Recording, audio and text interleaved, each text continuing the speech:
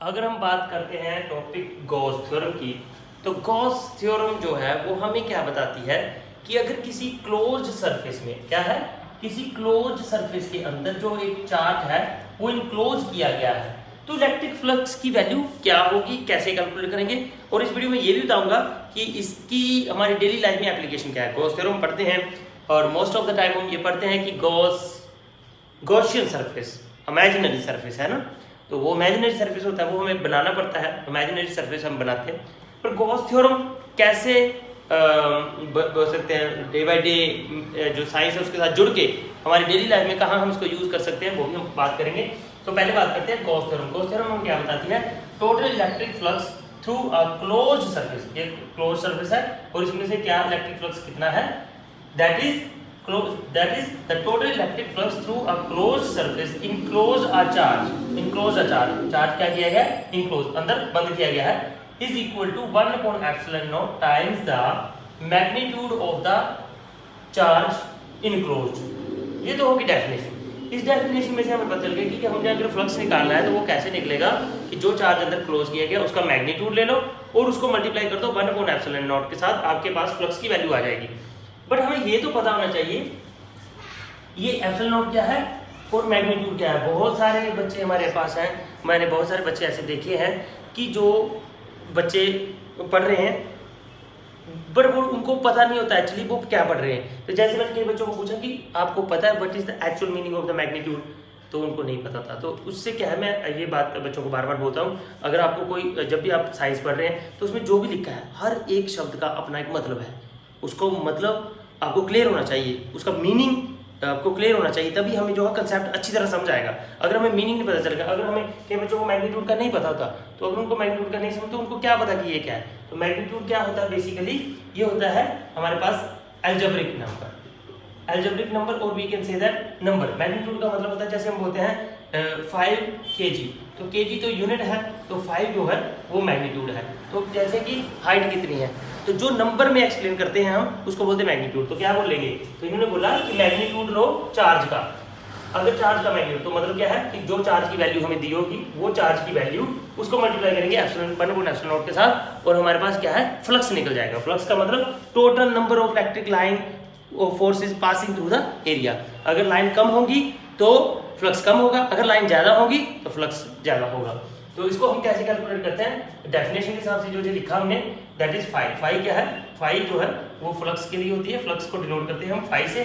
That is हमने ले लिया कि हमें मैग्नीट्यूड रखेंगे, तो भी मैग्नीट्यूड लाइक आ गया आपके पास, जैसे हम नोट करते हैं 1.6 × 10⁻⁴ करके ना इसकी पावर लिख देते हैं। इसको छोड़ दें या हम कुछ लिखते 2.5 × 10⁻36 या -36 जो हमें एक वैल्यू दी गई है, दैट इज मैग्नीट्यूड। तो मैग्नीट्यूड रखेंगे चार्ज का, उसको 1 upon epsilon naught के साथ मल्टीप्लाई करेंगे और हमारे पास क्या आ जाएगा 1 upon q। तो ये हमारा हम इसका फ्लक्स कैलकुलेट कर सकते हैं। बट अगर हम बात करें कि जो हमने पढ़ा हुआ है इसका पहला शुरुआत में इस चैप्टर के कि जो हमें इलेक्ट्रिक फ्लक्स की जो हमने डेफिनेशन देखी है, तो वो बोलते हैं कि फाई हम कैसे कैलकुलेट करते हैं, integral over the close surface. मैंने पहले बताया था कि ऐसे इंटीग्रेशन लगा के इसके ऊपर अगर ऐसे लगाई जाती है रिंग जैसी, तो इसका मतलब होता है integration over the close surface. हम क्लोज सरफेस की बात कर रहे हैं। और एक बात है, इस पूरे चैप्टर में हम क्लोज सरफेस की बात करेंगे, गॉसियन सरफेस लेंगे, जब बाकी जितना भी हम इस चैप्टर में पढ़ेंगे सारे ही हम क्लोज सरफेस पे काम करेंगे, ओपन सरफेस नहीं होगा। तो एमसीक्यू में अगर क्वेश्चन आता है कि गॉसियन सरफेस थ्योरम से रिलेटेड, तो हमें पता होना चाहिए कि हम सिर्फ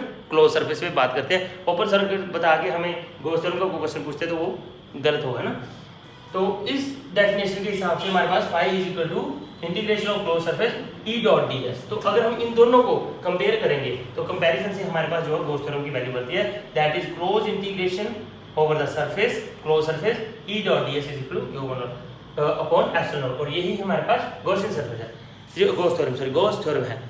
और गॉस थ्योरम के बारे में मैं आपको बताऊं कि गॉस थ्योरम हमने पढ़ लिया और इस पूरे चैप्टर में हम पढ़ेंगे कि हमने एक क्लोज सरफेस लेना है, चार्ज उसके अंदर है। गॉसियन सरफेस ऐसे ही होता है हमेशा क्लोज, अगर चार्ज अंदर है तो हम बोलेंगे स्फेरिकल है, तो वो एक समझो कि फुटबॉल के अंदर कोई चार्ज है जैसे, तो वैसे हमने स्फेयर ले लिया, सिलेंडर ले लिया, तो सिलेंडर भी क्लोज होगा। और जो भी हम इसमें कंसीडर करेंगे वो सारे क्लोज होंगे, तो इसमें हम सिर्फ क्लोज सरफेस की ही बात करेंगे।